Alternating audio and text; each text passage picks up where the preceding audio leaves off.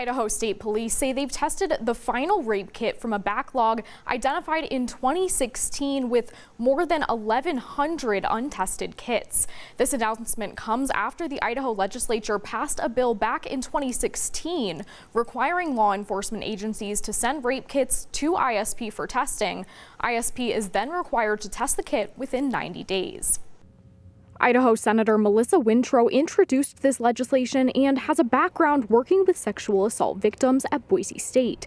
She says in her work with victims, they just wanted to be believed and taken seriously. And if we don't process evidence that we're collecting off of somebody's body to hold somebody else accountable for a crime, then that's not listening and that's not taking seriously. ISP is still working towards that 90-day turnaround time, but they say after hiring additional staff and working through the backlog identified in 2016, they're completing 15 to 20 kits per week. In 2020, ISP collected more than 470 kits. Both doing screening on them, which means looking for evidence of biological material. And if we found that, then we move forward with the DNA typing process. ISP says it's taken 5 years to work through the backlog of kits for several reasons. We did it differently than some states have done it, in that we looked at every swab in every kit. So we're not going to go back at some point and pull these kits back up and hope that there's more additional DNA evidence. ISP has also seen an increase in submitted kits.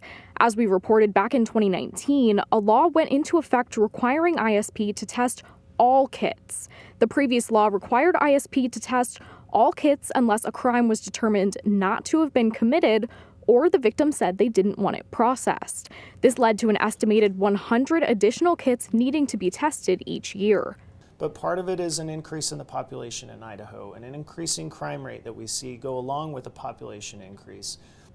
ISP's backlog now goes back to August 2020, but they say it isn't taking a year and a half to test every kit that comes in. They have to test by priority.